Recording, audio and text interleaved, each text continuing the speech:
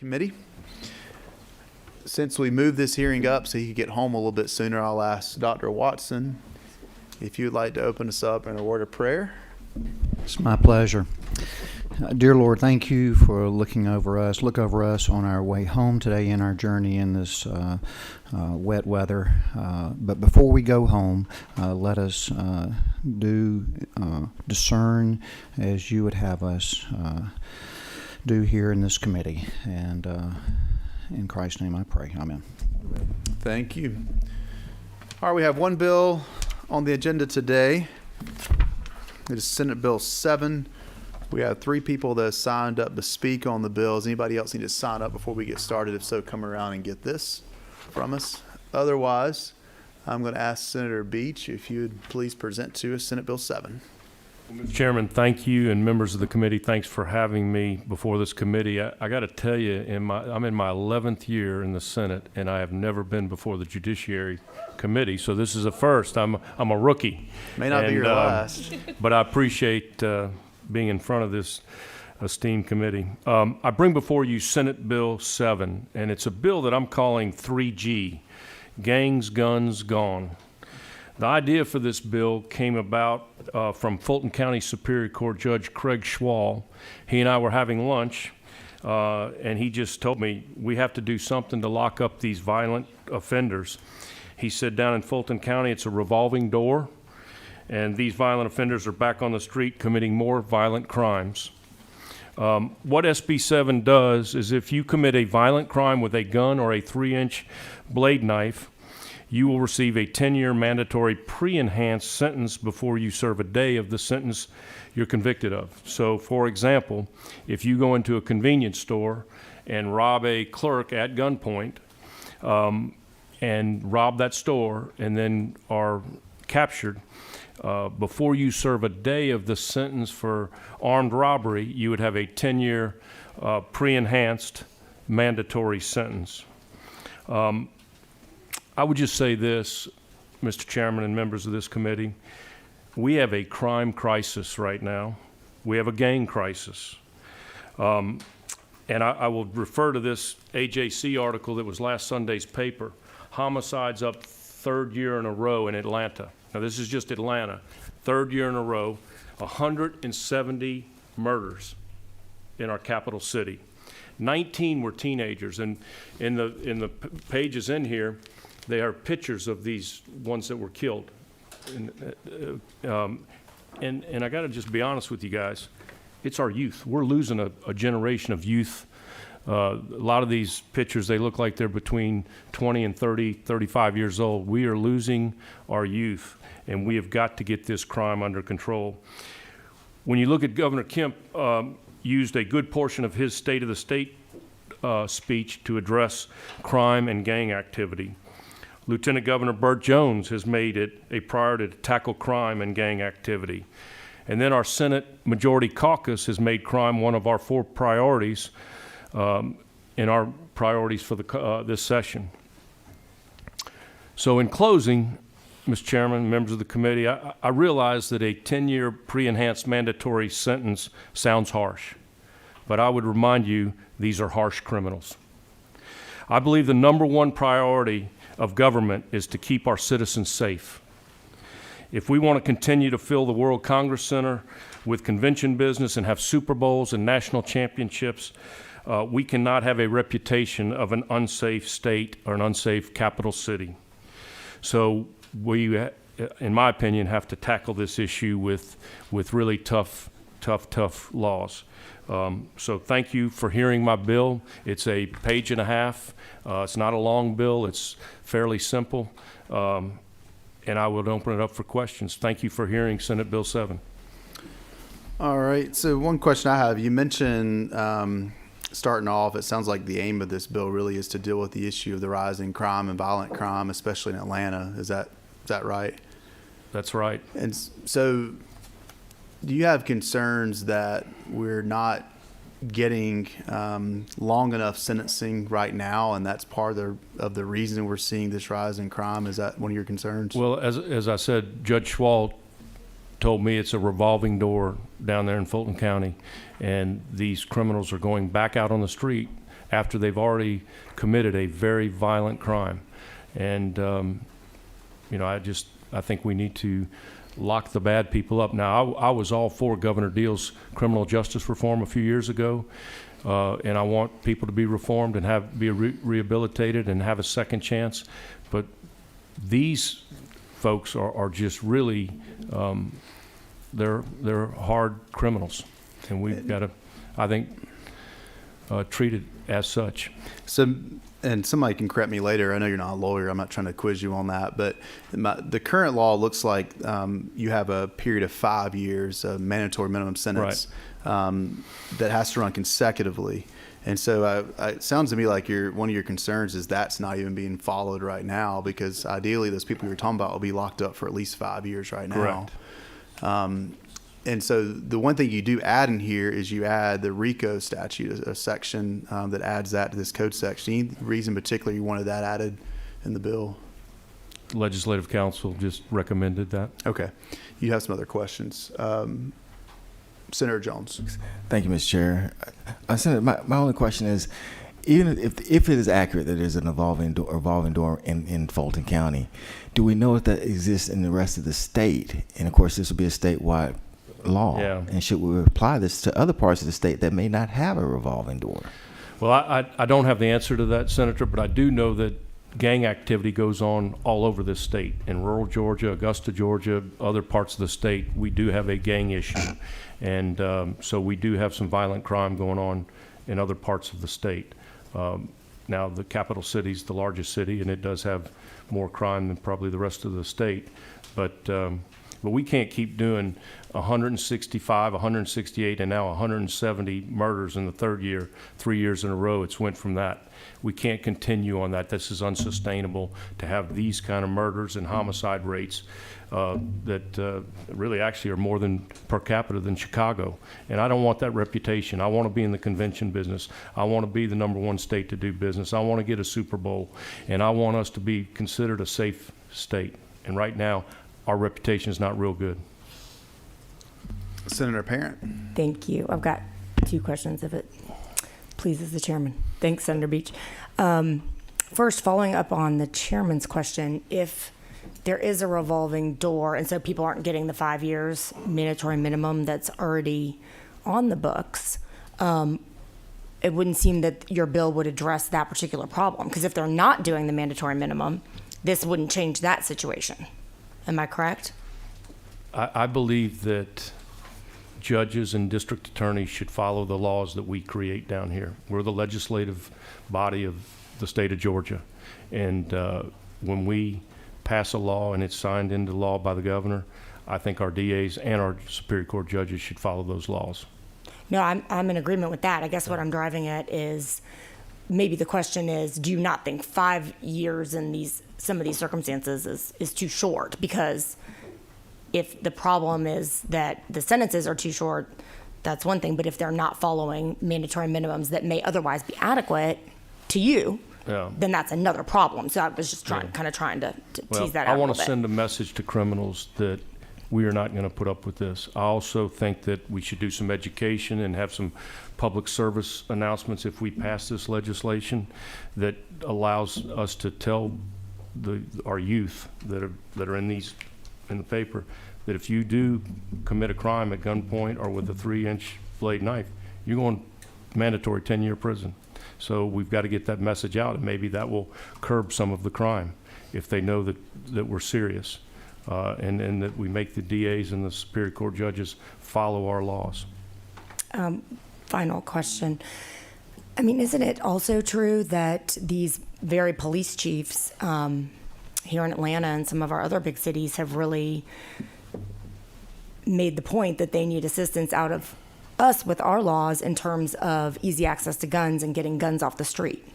Well, let me tell you, on the guns on the street, I met with the owners of Colony Square and Atlantic Station. The #1 item that's stolen out of cars, guns. Correct. And they told me if you have an NRA sticker on the back of your car, you're going to probably get broke into. Correct. And they've also told me that they're actually they're breaking into cars and not stealing laptops or anything else. They're just looking for guns. It's the number one issue. And that's these hardened criminals that are doing that so that they can go commit a crime with a lawfully owned owner's gun that they've stolen. That is the number one cause of Correct. car break-ins. Correct. Any other questions for the author from the committee? Senator Cowsert. Thank you, Mr. Chairman. I have not seen this particular type of construction where you impose a sentence prior to any other sentence. I just hadn't seen that in the code anywhere else.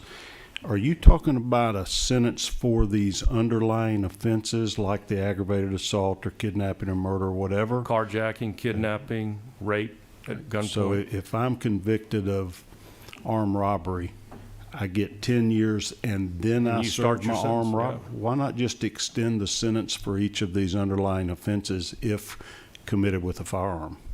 I mean, that seems cleaner from a statutory standpoint to me. This is a unique, as far as I know, method. I think what you're trying to do is make sure nobody gets good time off or Right. a reduced sentence, and I just don't know. Did you give that some thought, or can you Yeah. tell me where you came up with that? Well, again, this was at a lunch with a Fulton County Superior Court judge, and we just talked, and it was the ideas we threw out, and put it that way, asked Legislative Council to draft it that way. So it's not like if they got charged with 2 or 3 different offenses, breaking and entry, robbery, or Right. burglary, and then this is before they get sentenced for one of those other charges. That's a collateral kind of crime. It's for whatever they They did did. with the knife. With the knife or gun, Yes, Yes, sir. You're adding 10 years to that sentence. pre-enhanced. Okay. And Senator Beach, I don't think you've had a chance to look at the letter that was handed to you that's in our folder. I just read it real quick. Okay, so I don't expect you to be able to respond to that on the fly, but one of the concerns that's going to be brought up by one of our speakers because of that letter, I'm assuming he's going to bring it up, is how broad our RICO statute is, and, looking at potentially some of the offenses that could get wrapped up in this with that Okay. reference, but you're probably not ready to respond to that I'm right not, now. but I will listen to the testimony. One other thought, going back on what Senator Cowsert was saying, reading the section that's current law has the 5-year minimum, and it says it shall run consecutively. And I wonder if part of what I was getting at earlier is part of the concern that somehow is not happening. Right. Whether they're being charged with something else or whether that's being probated somehow. I don't know if anybody could speak on that that's going to be speaking today. I'm just wondering if there's any issue with the current law not being followed. And if it is, then if you have people not being charged a certain way or being indicted a certain way, then enhancing that may not help at all. It's just one thought. Senator Jones. Thank you, Mr. Chair. Do you know if there's any studies or anything that show correlation between mandatory minimums and lower crime rate? Does that exist? Is there a direct correlation? I don't know that I'd need to see a study to know that I think it does work. I think when you know there are harsher penalties out there, you're going to be less likely to commit a crime. Any other questions from the committee for the author? All right. Thank You you all wanna very sit much there for hearing. in case you want to respond at the end, I'll bring up the other speakers. Ben Lind from our committee last year, come on up. Now working with ACLU of Georgia. Welcome back in your new role. Thank you, Mr. Chairman. It's a pleasure to be here in this new role as Policy Counsel for the ACLU of Georgia, the premier organization for protecting the civil rights and liberties of all Georgians. We're here today in opposition of SB 10 for many of the remarks, the same reasons that the senators have raised here today, mainly dealing with mandatory minimum sentences. Based on the research that we've been able to find from the Pew Research or the Brennan Center regarding the correlation between mandatory minimums and public safety, it's a public policy that takes the high cost, low reward framework of trading mistrust in public institutions, overcrowded prisons, and sentence inequity with minimal impact on violent crime or promoting public safety. We are here today to support the recommendations of the Council of Criminal Justice Reform when they recommended eliminating most, if not all, mandatory minimums in the state of Georgia for two principal reasons. The first is that they fill prisons and they promote sentencing inequities. The second addresses many of the concerns here regarding truth in sentencing, that when there are such high mandatory sentences placed without individual determinations of fault or the facts of the case, that only leads prosecutors to invent legal fictions in charge bargaining in order to avoid the mandatory sentences if it's going to result in an inequitable or overbroad sentence for these offenders. Another thing that I want this this committee to consider is the fact that is our judicial system equipped to deal with the rise in jury trials that will result from this bill, where defendants have no choice but to take their cases to a jury trial because pleading guilty with this automatic 10-year kicker would not provide them any opportunity for a meaningful life on the other side of their prison sentence.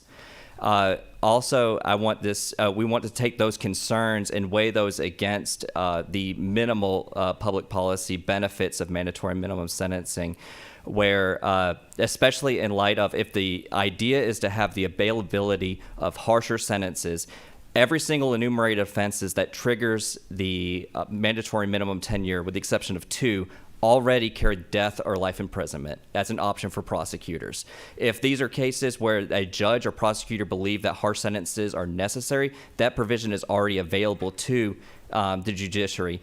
And that goes back to the fact, if it's not happening, it's because these prosecutors are evaluating the mandatory minimums that already exist, and they're evaluating it to the facts and trying to make individual determinations, and so maybe not charging the case appropriately under the law just to avoid unintended outcomes for these individualized defendants who don't deserve that amount of time on the other side. So while the ACLU of Georgia supports any measure that's going to promote public safety as a general rule, it is not necessary in this case with the already harsh sentences that for these offenses for us to impose a 10-year kicker, such a draconian mandatory minimum when the sentences are already there. We're here to ask the committee to follow the recommendations of the Council of Criminal Justice Reform, which was a years-long process that included distinguished senators, the now Chief Justice of the Georgia Supreme Court, district attorneys, judges, and other stakeholders when they evaluated that mandatory minimums were not working and were getting us into a prison crisis that we're only starting to see the resurgence of now again. So I thank you for your time, and I'll take any questions. One question I have, assuming you agree that violent crime is on the rise and has been for some time now, if it's not this, then what are we doing wrong? What should we be doing from a criminal justice standpoint to address and to get what he's trying to accomplish? I would take umbrage to some degree with the idea that there is a rise in violent crime.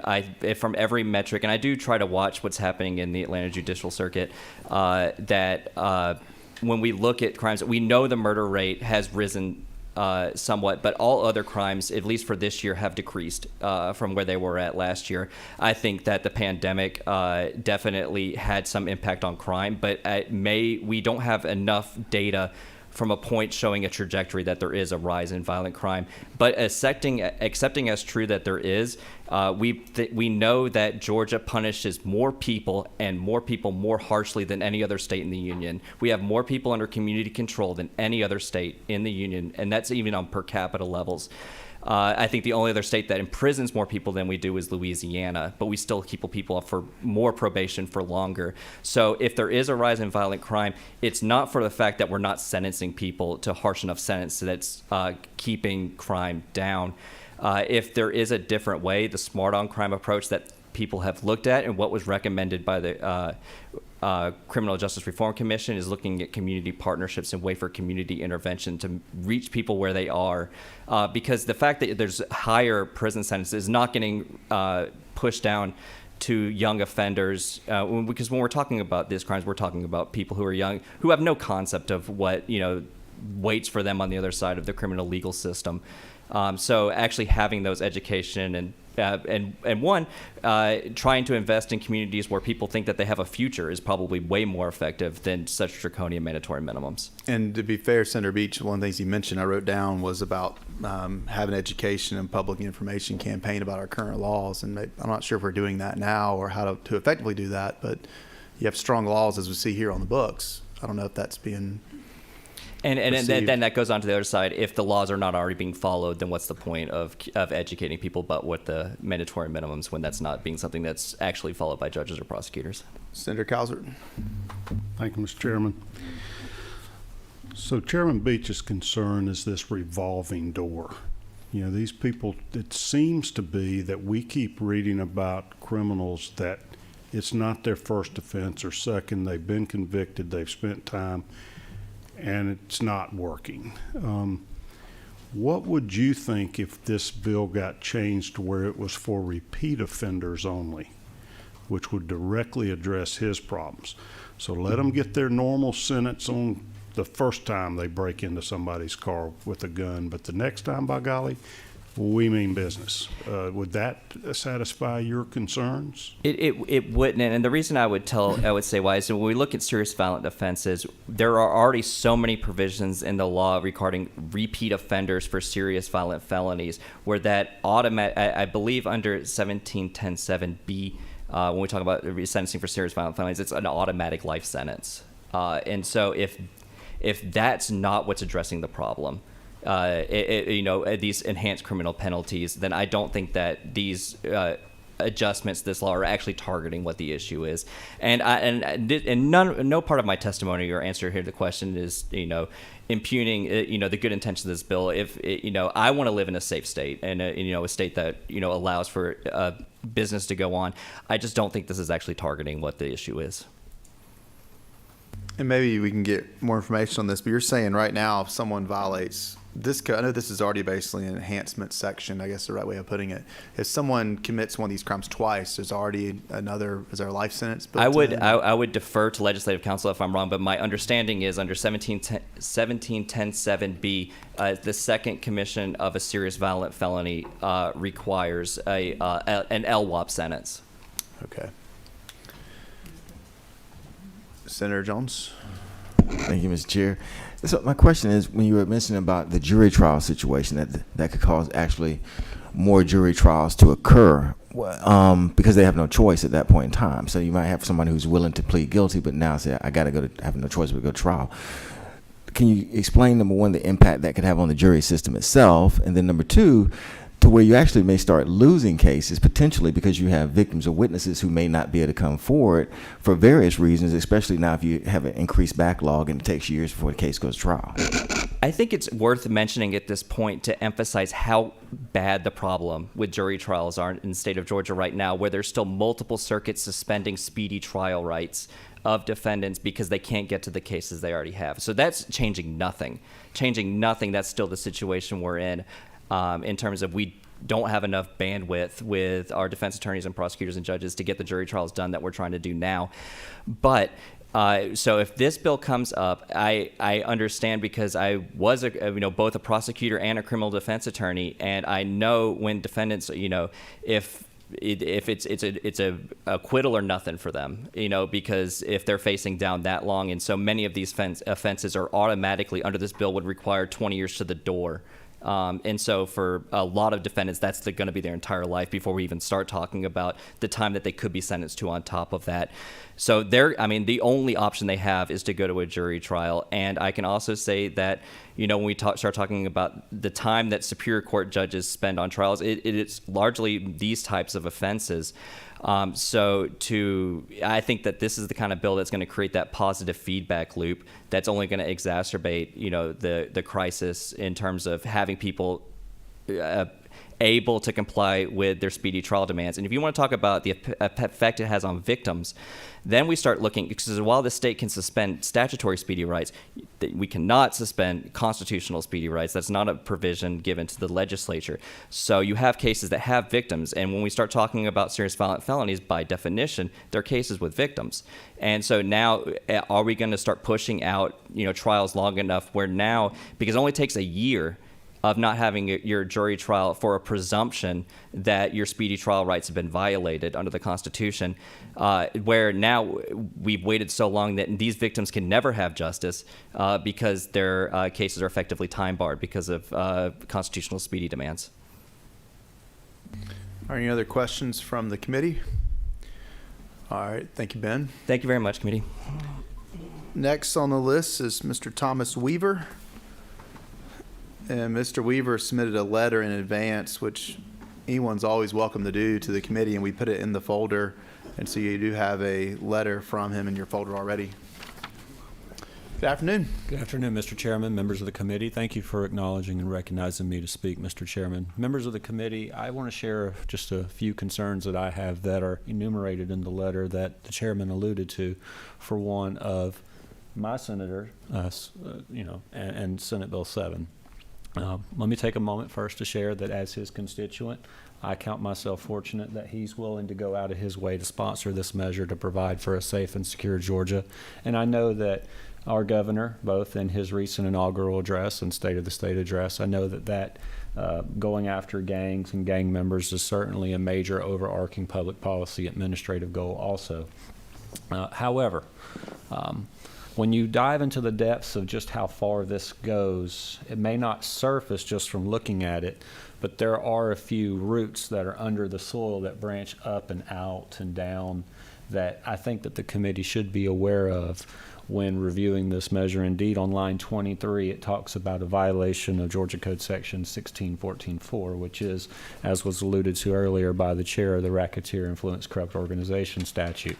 That statute provides for any offender who's committing a racketeer influenced offense, which is a defined term under Georgia law, and that's a very lengthy list of offenses. And there's a lot of offenses that truly are dangerous and violent and that are encapsulated under our 7 deadly sins law, as alluded to under line 27, Georgia Code Section 1710 6.1, inclusive of murder, armed robbery, aggravated child molestation, aggravated sexual battery, kidnapping, rape, armed robbery, these types of things.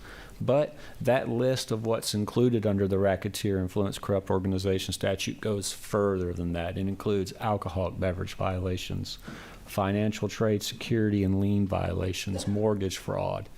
It includes a laundry list of different things that are not that are bad, but they're not inherently violent. They're not inherently dangerous. And if a criminal offender, if this should become law, if they get tied up in any type of racketeer influence corrupt organization activity that involves a business related or a white collar crime that's enumerated under that list, if that offender is unlucky enough to be similarly situated at the time of the commission of the offense to be armed with a knife, armed with a firearm, or even within arm's reach of one, as contemplated under current law, which is on line 10 of the bill, which is current law, then that offender would have to face the full 10-year mandatory minimum to the same extent as that gang member who is putting a gun in someone's face or breaking into a car and committing a carjacking as contemplated by the senator under this measure. And I would just ask the committee to consider whether it's, and I'm not trying to step on the author's toes, but whether from a public policy standpoint, if that's really truly the intent that the General Assembly is trying to really get to when you flesh it out, as to whether or not you only want to capture violent offenders, dare I say criminal street gang offenders who are committing a gang activity related offense, in approbation of the fact that this is referred to as the 3 Gs, gangs, guns, gone, right? Does it need to be predicated off of some type of predicate gang activity from criminal street gang view under a different chapter of our law? Does that need to be a element of the offense in order to get put into this mandatory minimum thing? Or is it going to be even non-gang members that could potentially be caught up in a racketeer influence corrupt organization, even if it's not gang related per se? The second concern that I share in my letter to each of yourselves, that I again thank you to the chair for allowing me to submit that, is the notion that aggravated assault would be part of this. And I get why, from a public policy standpoint, why that seems well and good.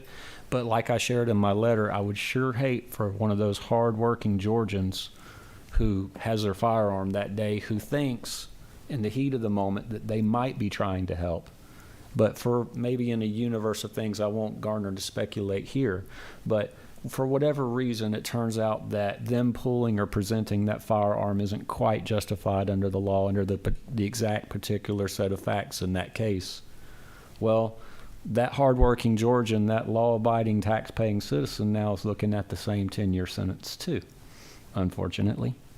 And I would sure hate to hear a situation where someone in that set of circumstances or in that fact could be caught up in this thing if that's not truly what the General Assembly is trying to accomplish, or if the author's trying to accomplish in this Senate Bill 7. So the trawler that is our criminal justice system, when you throw the dragnet out into the ocean of crime and you're scraping it, you're raking it across the bottom of the seabed there, and you're trying to get all the sharks.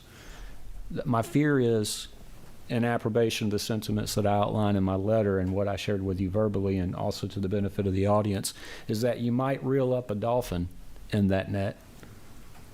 Maybe someone who's done something wrong, but maybe doesn't quite fit exactly the kind of heinousness that my senator has alluded to in his presentment. And that dolphin, unfortunately under this, should it become law, that dolphin has to be sent to the same meat processing plant as the sharks do. It's not, the judge would have no discretion in the matter. The hands would be tied. The judicature would not have any option. So again, I just think that the committee needs to be aware of how far-reaching the Racketeer Influence Corrupt Organization statute is, and that there are potential, and I say potential in italics, but there's potential scenarios where somebody well-intentioned might be on the receiving end of a mandatory minimum decade sentence. So thank you, Mr. Chairman. All right, thank you, Mr. Weaver. We do have a question from Senator Rett. Thank you, Mr. Chairman. So basically, you feel that judges need more room in terms of discretion? Judicial discretion is certainly what I believe the constituents of each judicial circuit elect their judges to. I do believe that the legislature has a legitimate vested interest to define crime and to fix punishment, and I do believe that there are certain scenarios that contemplate an occurrence where the legislature needs to be able to put its foot down and say, we're not going to allow you to continue to do this anymore, and we're not going to allow our courts to continue to be lenient on select isolated offenders who continue to violate the law and who just don't care. And that's horrible. And I'm not saying any particular person or any particular thing. I'm just saying in general, from a public policy standpoint, the legislature seems to have room enough to be able to say that, Senator Rett. But I do believe that judges do deserve some measure of judicial discretion. To the extent that judicial discretion will be limited under this, there might be a set of facts that might substantiate a legislative public policy decision to eviscerate the judicial discretion for want of perhaps the most serious offenders. But for one of the most serious offenders, if it's the gang members and approbation again of the title Gangs, Guns, Gone, then perhaps this measure should potentially, if the chair should choose to allow it, and if it's consistent with overarching public policy, perhaps this measure should be modified in such a way, again, not to step on my senator's toes, but perhaps it should be modified in such a way to provide as an element that to be caught up in the mandatory minimum, there has to be a prerequisite criminal street gang activity element for one of the offender's conduct, perhaps. That might trigger the removal of the judge's discretion in the select, isolated circumstance that I believe that my senator is trying to accomplish here. Dr. Watson? Thank you, Mr. Weaver. It never ceases to amaze me, your depth of knowledge. Thank you so much. I love that, the dolphin aspect of that. That was good analogy. I was trying to think of a way to Yeah, the meat factory. That was it. That got me. I appreciate that. all right. Thank you so much. I do appreciate it. So the line 23 violation code section 16-14-4, that's the RICO aspect of that. So I'm not familiar in detail like you are. So it has some non-violent things in there that probably would not want to be caught. And you're saying a fix on this would be maybe to add some language in there that would be to say that it's predicated upon street or gang activity kind of thing. I don't speak for legislative council, and I certainly don't speak for my senator, who's the author of this measure. That was just a suggestion that I was thinking, but I think that might be, if the committee should deem that an acceptable position, public policy position to take, that might be something that the committee might entertain, should that matter be acceptable to the committee and the author, and appropriate through legislative council review. And one follow-up on that, looking at the current code section, B1 says any crime against or involving the person of another. It seems so broad, and somebody can correct me if I'm wrong, but it seems like all of the offenses that we imagine that we want to cover and that's mentioned by the author could be captured by that broad language in the event a prosecutor wants to proceed into this code section. Am I missing something? No, any crime or involving or against the person of another is existing law. That can be captured under any measure of offenses under Chapter 5 of the title. That's offenses against a person. In the case of robbery and armed robbery, that would be an offense against a person. So that's already covered under this. And then again, 1710 6.1, that's inclusive of armed robbery. So it's not that. Yes, Mr. Chairman. That's. Okay. Senator Setzler. Hey, Mr. Chairman, Mr. Reefer, great to see you. Thank you. And maybe I would also direct this to the author, perhaps. Do you read this to require a RICO prosecution to be completed as an element to kick this in? Or, I'm just trying to think if there's a series of things that have to happen for this to kick in, or is this simply if it's ag assault with a knife, for example, it's a mandatory minimum 10 years. Is that how you're reading this?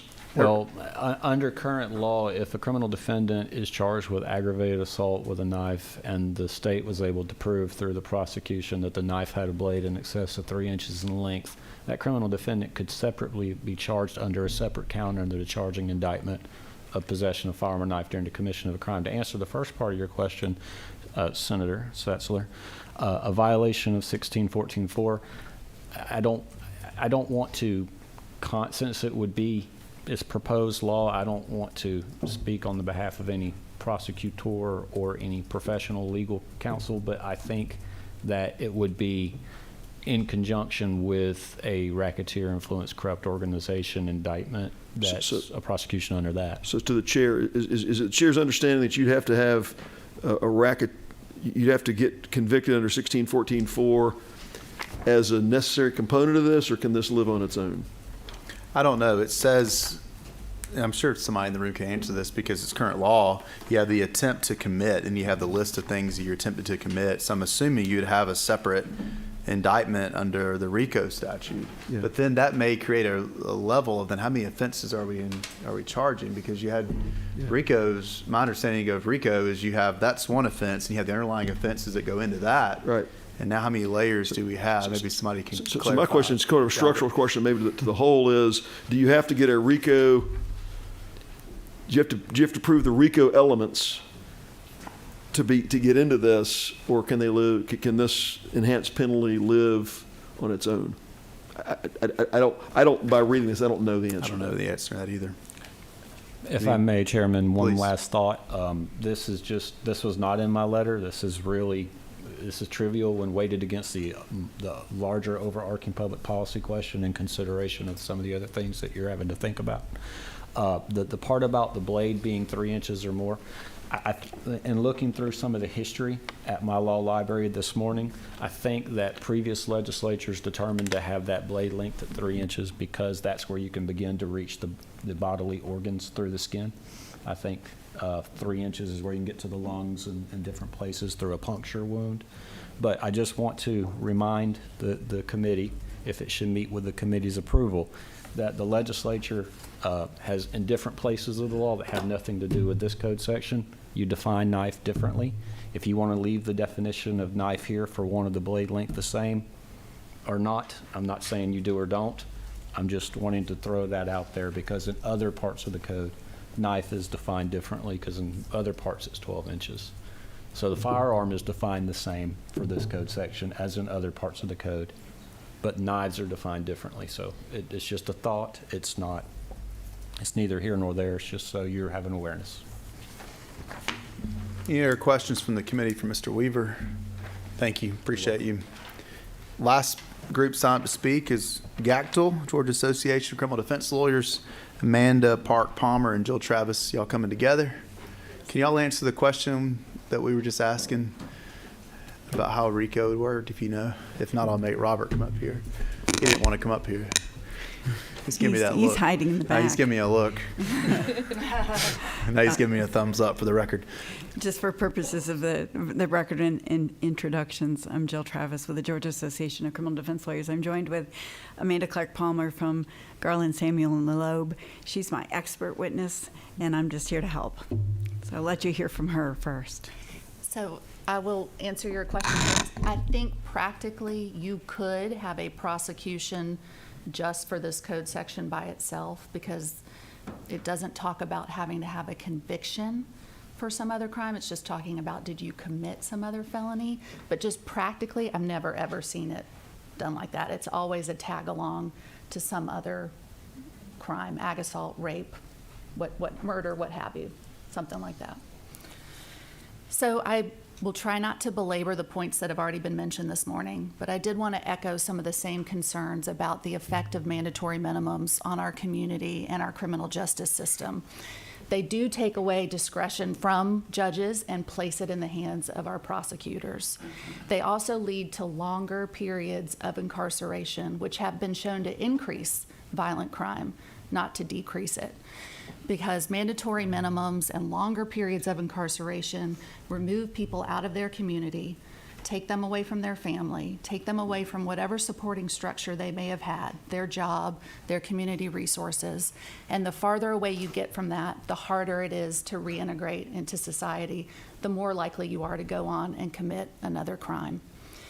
Mandatory minimums also reduce incentives for prisoners to behave when they're in prison. If they know they're not going to be earning good time credit, if they know they've got to do every day, door to door of that sentence, there's less of an incentive to take classes to behave the way they ought to behave in prison.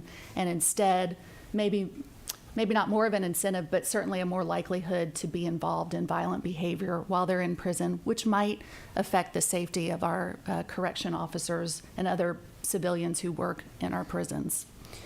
They do increase the number of plea bargains in our system, which forces people who are factually innocent to make tough decisions and to take plea deals for crimes that they did not commit because they don't want to risk going to a trial and ending up with a 35-year or 20-year mandatory minimum when they're being offered something a lot lower.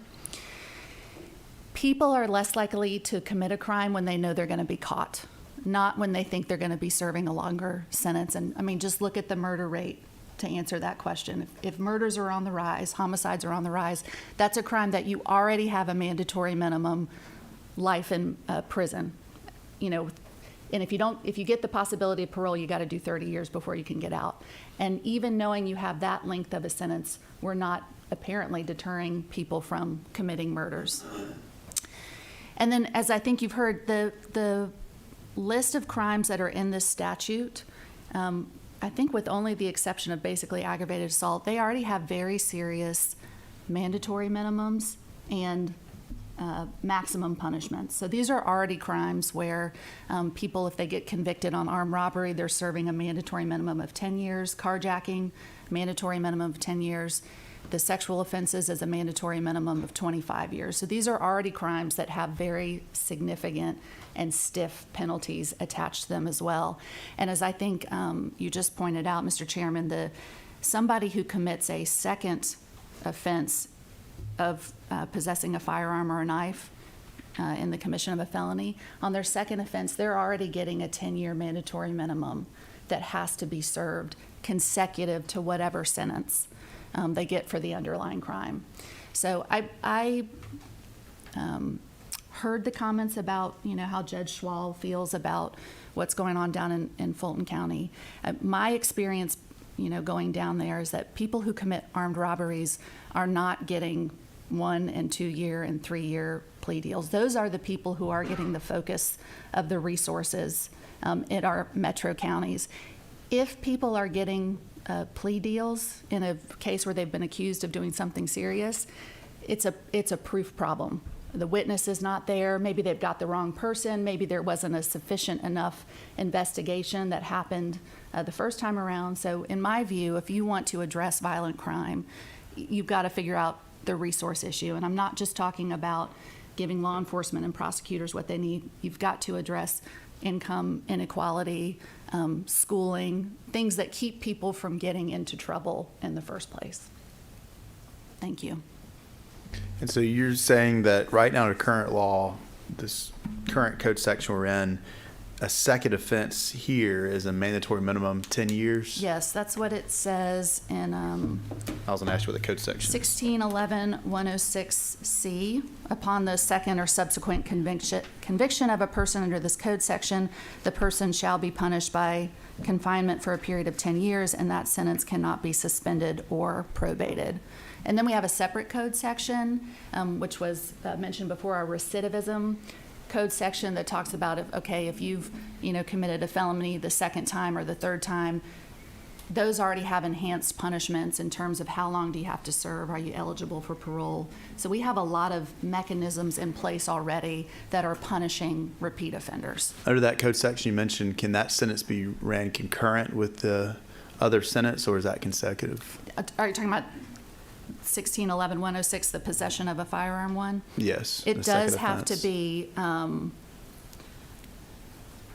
it does, that particular subsection doesn't say that it has to run consecutive, but I think if you read the two together, you would have to run the 10 years consecutive to any other punishment that the person is receiving. Okay. Any other questions from the committee? Senator Setzler. Thank you, Mr. Chairman. A couple of years ago, we passed a law that expanded mandatory minimum to a mandatory minimum 10-year sentence for aggravated assault against a police officer with a firearm. That's right. And I remember speaking in the well on that. In fact, I had some members of the minority party who came to me and said, Ed, I didn't expect to support this bill, but I did, because it was, as you kind of unpack it, it's a serious thing. We wanted to really address that issue. I sometimes get caught up in the swirl and sort of miss these things in perspective. How does this, in the strictest sense, if there's a person that commits a crime with a knife, it seems like this is still not taking it to a mandatory minimum 10-year sentence of an attempted aggravated assault with a knife. It seems like there's some distinctions there. What are the is this taking this act and making it consistent with that, or is there where's the separation in how it's treated, and kind of what we created, that 7 deadly sin, Right. the eighth one there? How does this relate to that in terms of the way this is going to play out in the system? So you're right that within the aggravated assault statute, there are certain types of aggravated assault that already have a mandatory minimum. I think maybe like a healthcare worker. There's some subsections. I know the police officer is one, already has a mandatory minimum.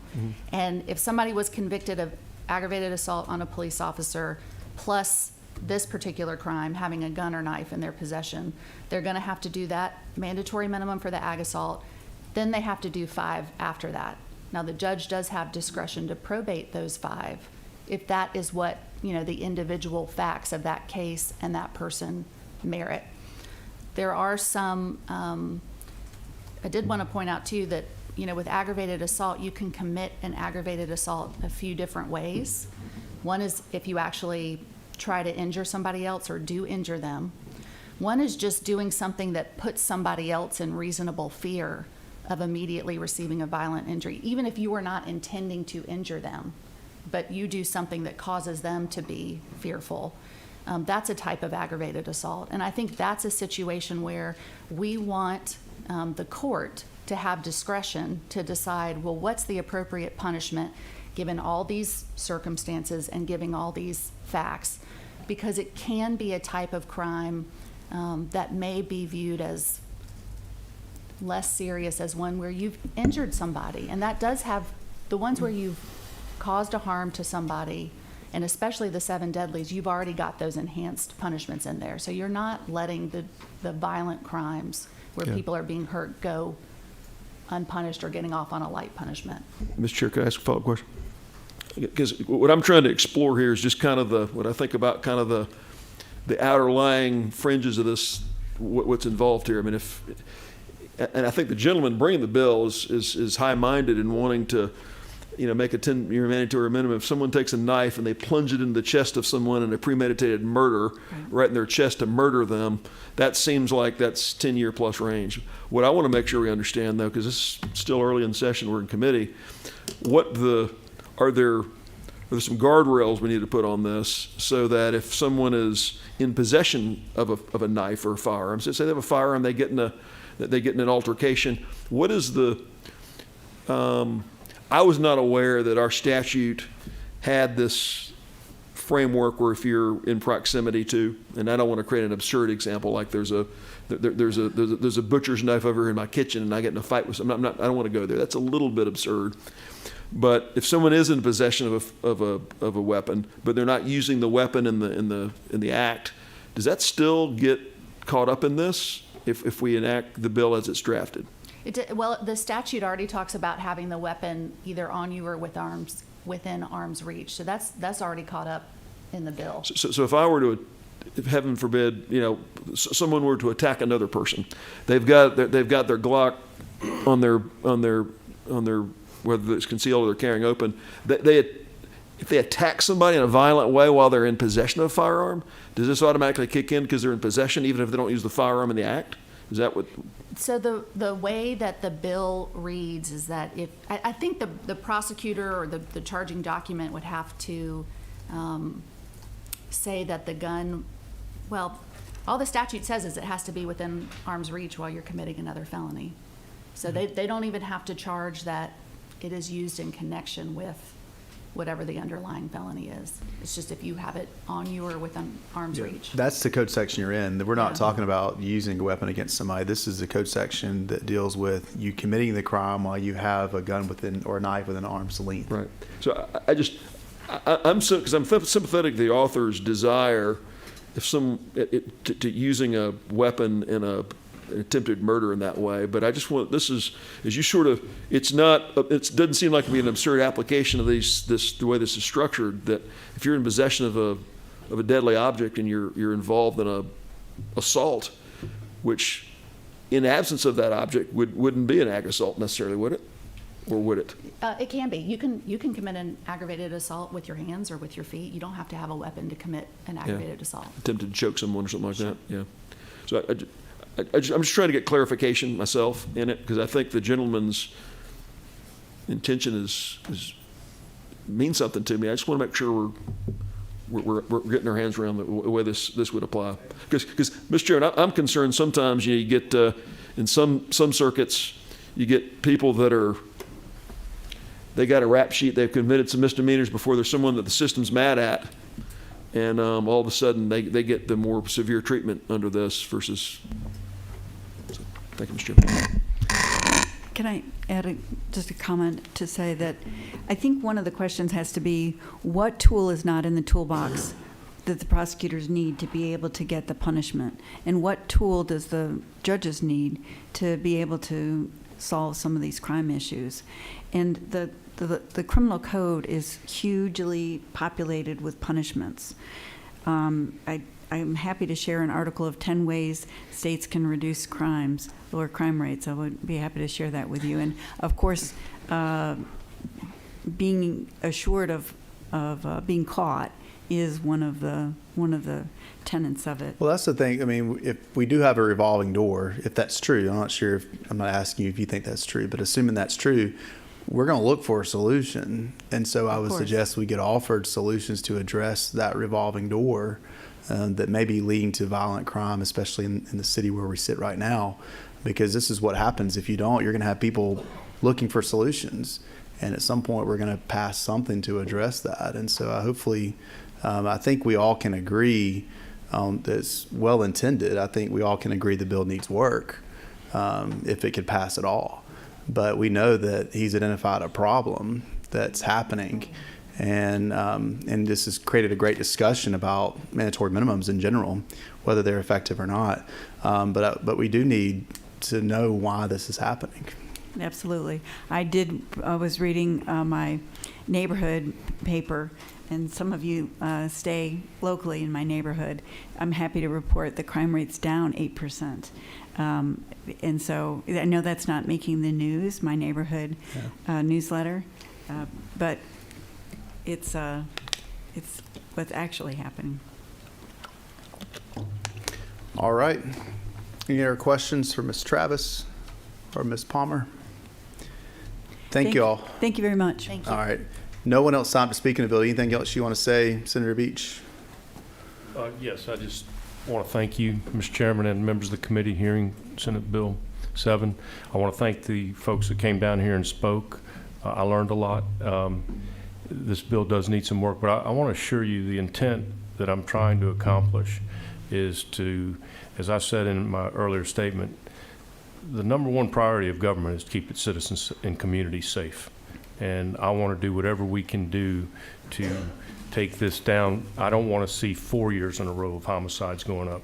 Right. I'm unhappy that it's been 3 years in a row that it's went up from 162 to 168 to 170. I want it to go down. I want people to feel safe. And so I will continue to work with you, Mr. Chairman.